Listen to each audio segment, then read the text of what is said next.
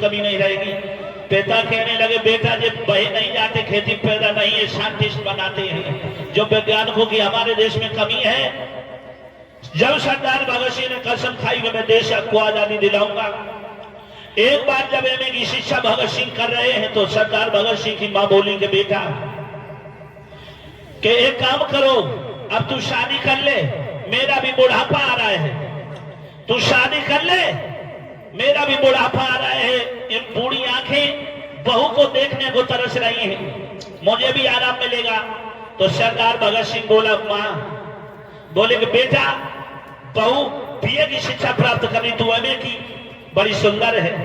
तो सरदार भगत सिंह नहीं मां सुन ले मैया, मैया भी हर बात तू कर रही और तू तो सगाई की चिंता, और हमें तो है और अपने देश की सुसंप्रदायी की चिंता।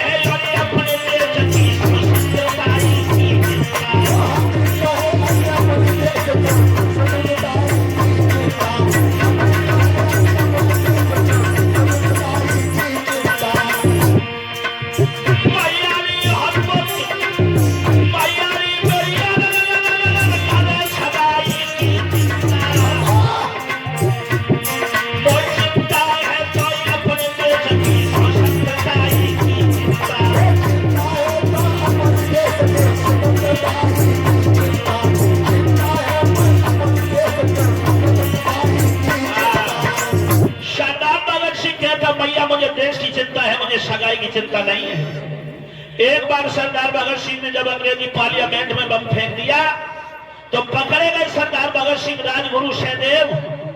तो एक दिन जब अंग्रेजी अदालत में सरदार भगत सिंह को लाया गया, एक दिन आज सरदार भगत सिंह को और अदालत बीच में लाया गया और हंसनाया पर छंद बना है इसको समझाया गया।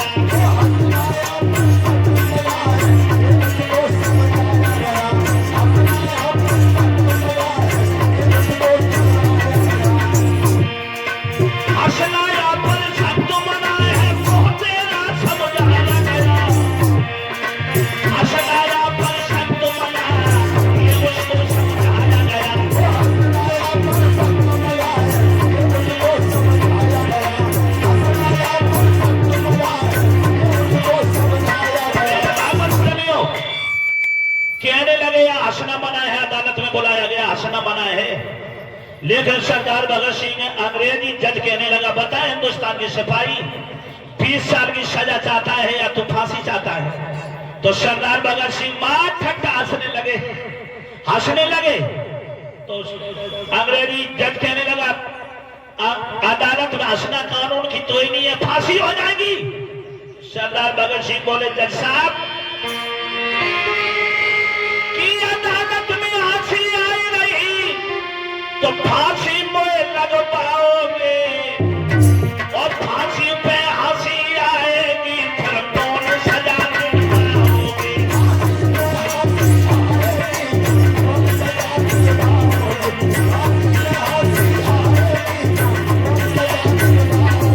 कहने लगे जब मुझे फांसी पर हंसी आएगी तो कौन सजा दिलवाओगे जज साहब, लेकिन मैं हिंदुस्तान का सिपाही हूं, सुनो जज साहब।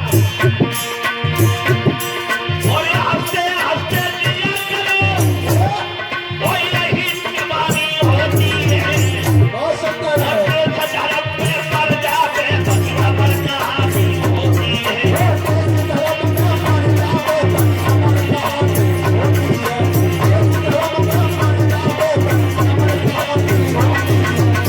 कहने लगा हंसते हंसते जिया करो यही जवानी होती है, और देश धर्म पे मर जावे बगी अमर कहानी।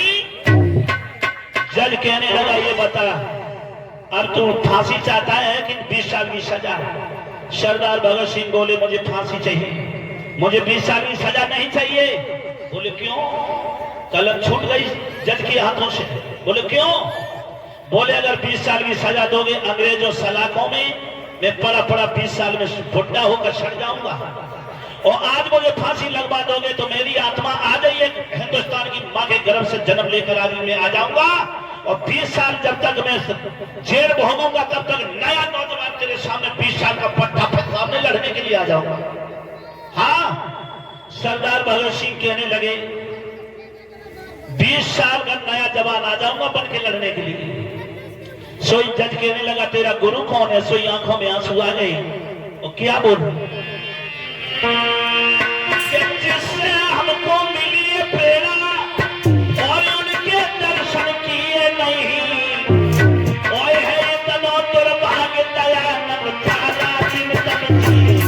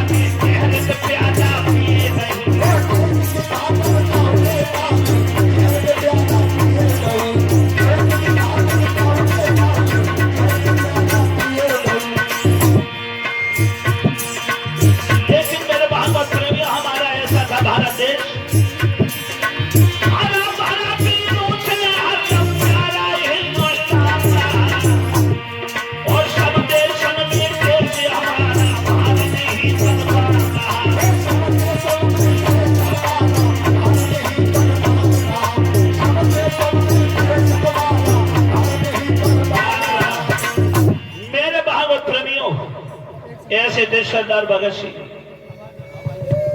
हेलो हेलो मेरे भैया हेलो सरदार भगत सिंह ऐसे थे, राजगुरु हंसते हंसते फांसी पर झूल गए, लेकिन सरदार भगत सिंह की मैया ने घी दूध मक्खन खिला खिला कर सरदार भगत सिंह को जवान बनाया था।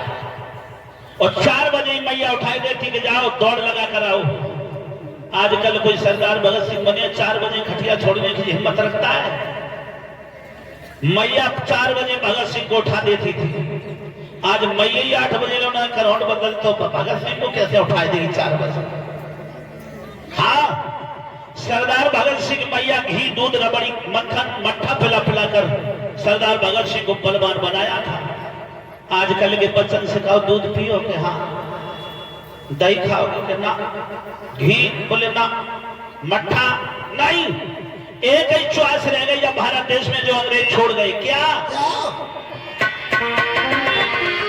दूध दही रबड़ी मक्खन की और दिन दिन रसम बदलती जाए, और सवेरे उठ के पप्पू मांगे चाय चाय चाय मम्मी, चाय चाय चाय पापा।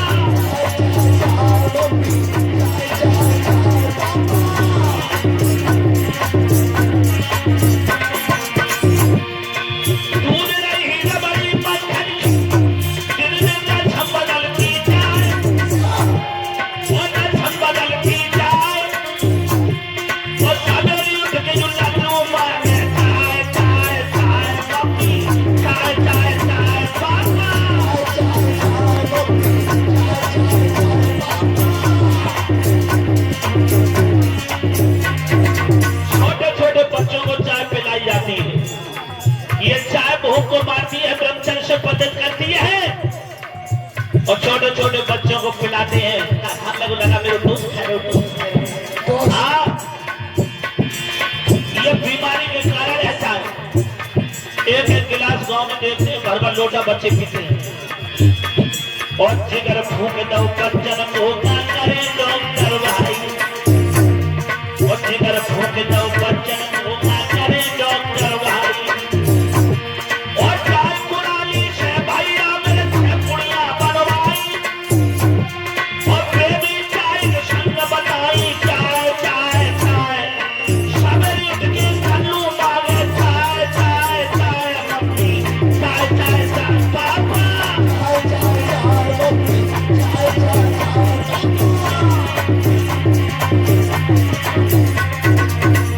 चाय ने हमारे देश में कैसी बीमारी फैलाई।